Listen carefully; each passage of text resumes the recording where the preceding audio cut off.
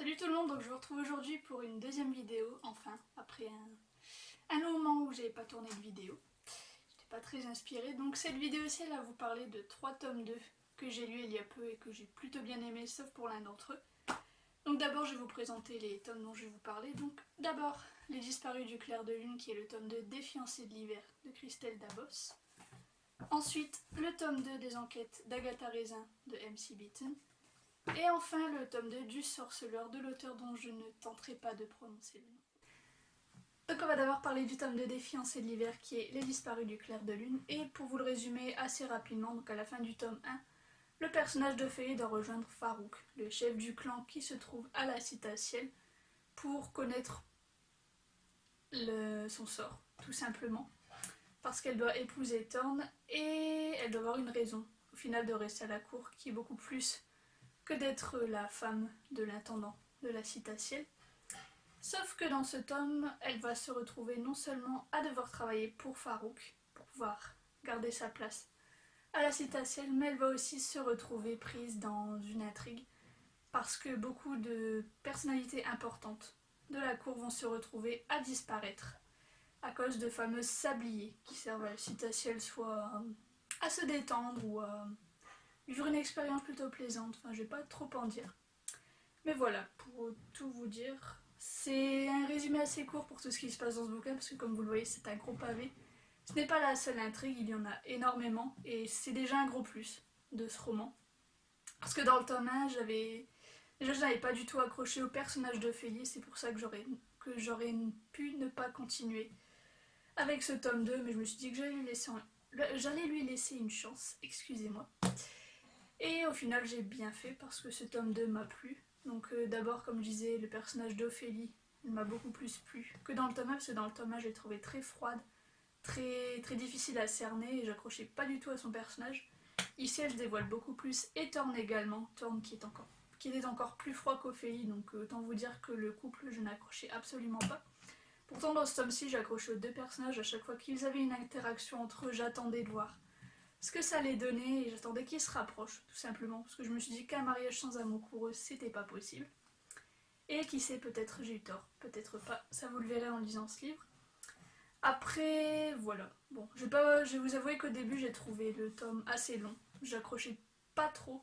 Et j'ai eu peur d'être déçue encore une fois, alors que j'entendais beaucoup de bien de cette saga. Et je me suis dit, c'est dommage de ne pas aimer. Mais au final, non, je n'ai pas été déçue et j'ai bien aimé. Donc c'est un tome 2 que je vous recommande. Même si le tome 1 peut ne pas trop plaire parce qu'il est très introductif, il met beaucoup de temps à vous introduire cet univers. Et je pense qu'on aurait pu commencer à avoir de l'action dans le tome 1 qui se trouve ici, dans ce tome 2, parce qu'ici on en a pas mal. Mais bon, voilà, c'est comme ça. C'est un univers que j'aime beaucoup. Enfin, je trouve que l'auteur a une très belle imagination et pour l'idée des sabliers d'Ophélie qui est capable de passer les miroirs ou de... Je sais plus trop comment on appelle ça, mais elle fait réagir les objets autour d'elle. Donc elle a notamment une écharpe autour de son cou qui réagit pas mal de fois, notamment quand elle est stressée ou quand elle est triste. Enfin voilà, elle réagit beaucoup. Et j'ai trouvé ça très bien imaginé de la part de l'auteur, donc voilà. C'était un bon bouquin si vous aimez la fantaisie. Donc je vous le recommande. Et on va continuer avec une légère déception, donc le tome 2 des enquêtes d'Agatha Raisin, donc ici Remède de cheval, qui porte plutôt bien son nom parce qu'il concerne un vétérinaire, donc le meurtre d'un vétérinaire, excusez-moi. Puisqu'en effet, après le tome 1, donc la quiche fatale, où Agatha Raisin s'installe à Carcely et essaye de s'intégrer tout simplement à la ville, elle va participer à un concours de dégustation dans le premier tome, sauf que Agatha ne sait pas cuisiner. Et elle va donc tout simplement engager un cuisinier pour faire une quiche. Sauf que cette quiche, comme le titre du précédent tome l'indique, va s'avérer fatale et va tuer l'arbitre de cette dégustation. Et donc Agatha va se retrouver entraînée dans une enquête pour prouver qu'elle est innocente et que ce n'est pas elle qui a empoisonné l'arbitre. Et ici dans ce tome 2, on passe à une toute autre enquête, puisqu'un vétérinaire s'est installé à Carcely et qu'Agatha, à la fin du tome 1, possède un chat. Sauf qu'au début de ce tome 2, elle a perdu son chat, tout simplement. Et voilà, elle se doute qu'il a fugué, donc elle attend qu'il revienne, qu'il revienne. Un chat revient, elle l'adopte. Sauf que son chat revient au bout de 2 ou 3 jours, donc elle se retrouve avec 2 chats sous les bras qu'elle décide d'adopter et forcément elle va les emmener au vétérinaire pour les faire tester. Et aussi tout simplement parce qu'elle a entendu parler de ce vétérinaire comme étant un homme assez séduisant et dans la quarantaine, cinquantaine il me semble. Donc elle pourrait très bien séduire et donc elle s'y rend pour cette raison. Et ce même vétérinaire l'invite à dîner un soir, donc elle est toute contente, elle s'y rend. Sauf qu'il neige ce soir-là, mais qu'elle prend quand même le risque de conduire pour se rendre au restaurant avec le vétérinaire. Elle se retrouve à avoir un accident de voiture, elle appelle le vétérinaire pour savoir s'il va venir et une femme répond au téléphone en se faisant passer pour sa femme en lui disant tout simplement qu'il ne viendra pas. Agatha se retrouve déçue et le lendemain, il me semble, ou quelques jours après du moins, cet événement, le vétérinaire est mort. Donc la mort est passée comme accidentelle parce qu'il était en train de s'occuper d'un cheval et qu'il s'est retrouvé à... comment l'expliquer voilà. Il se retrouve avec une injection de tranquillisant et comme il n'accède pas assez rapidement au remède, il se retrouve mort. Et on croit à un accident. Peut-être que le cheval a pu faire un mauvais geste qui fait qu'il s'est injecté le tranquillisant ou autre chose. Mais Agatha ne croit pas à un accident, elle va donc se retrouver à enquêter de nouveau. Mais cette fois, elle n'enquêtera pas seule puisqu'elle enquêtera avec son beau et séduisant voisin, qui est James Lacey.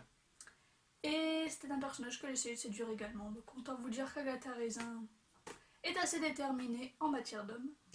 Bref, ce n'est pas le sujet, mais c'est l'un des points qui m'a déçu dans ce tome 2, c'est que la romance prend une place extrêmement forte et surpasse l'enquête, donc je sais bien que c'est de la parodie, que ce n'est pas une enquête sérieuse en soi, mais ça m'a quand même déçu parce que ça prend beaucoup de place et ça devenait un peu lassant la longue. Enfin, c'était drôle au début, au bout d'un moment c'était lassant.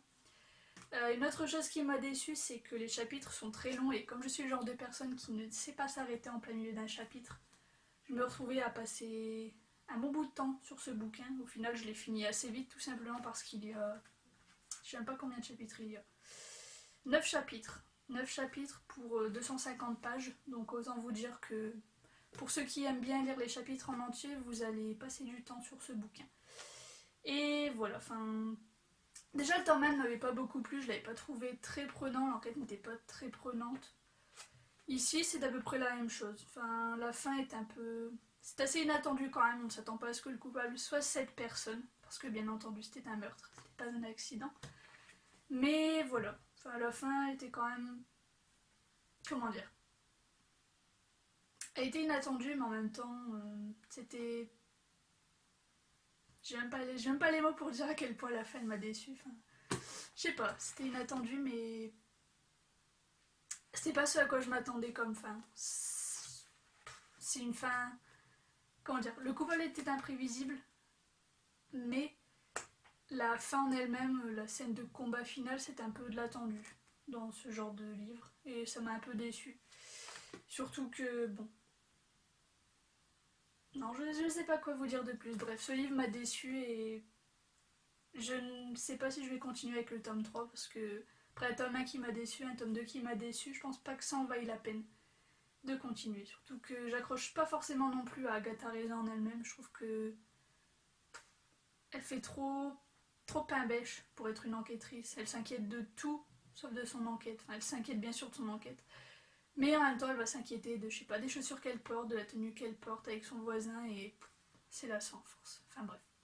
C'est pas une saga que je vous recommande. Et enfin, on peut dire que je vous ai gardé le meilleur pour la fin puisqu'il s'agit du tome 2, du Sorceleur que j'ai finalement tout de suite enchaîné après le tome 1 qui m'avait plu, même si c'était très introductif et que donc j'ai quand même trouvé le livre assez long.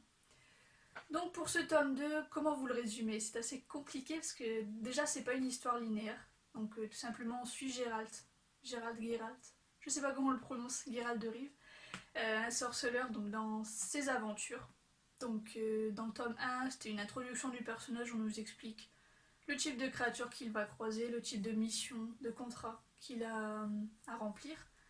Et dans ce tome 2, on continue à suivre ses aventures, mais ça l'amène petit à petit vers sa destinée, puisque le titre du tome 2 c'est l'épée de la Providence, et il va être mené à croiser cette même Providence, qui est au final une personne, qui va être assez importante dans sa vie et qu'il va devoir garder à ses côtés pendant un très long moment, sauf que la question qui se pose dans ce tome 2 c'est est-ce qu'il va affronter cette Providence ou est-ce qu'il va tout simplement l'éviter et continuer à mener sa vie banale, entre guillemets, de sorceleur, parce que est-ce qu'on peut dire qu'une vie de sorceleur c'est banal?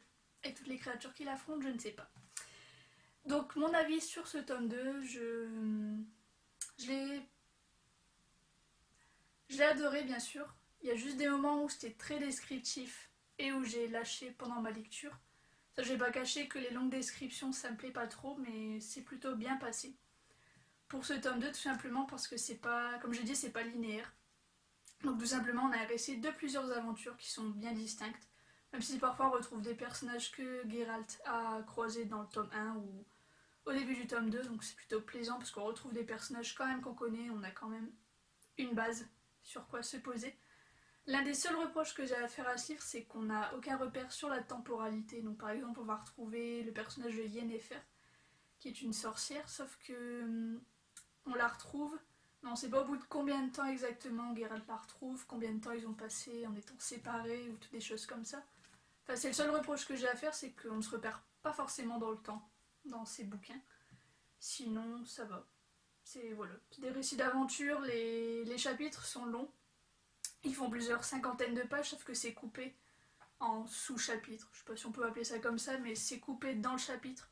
Donc ça permet de respirer un peu pendant la lecture, parce que voilà, on ne veut pas forcément finir un chapitre de 50 pages d'un coup, donc c'est plutôt agréable pour la lecture. Enfin voilà, c'est bien structuré, les récits m'ont bien plu. C'est assez amusant aussi, on a des personnages amusants. Non voilà, enfin... Et la fin aussi, elle m'a bien intriguée, elle m'a donné envie d'enchaîner avec le tome 3. Mais je vais quand même attendre avant de continuer, parce que apparemment il n'y a que 7 tomes et j'ai pas envie de finir cette saga trop vite, donc on va faire une petite pause, mais c'est un tome 2 qui m'a plu et qui m'a donné envie de continuer avec le tome 3.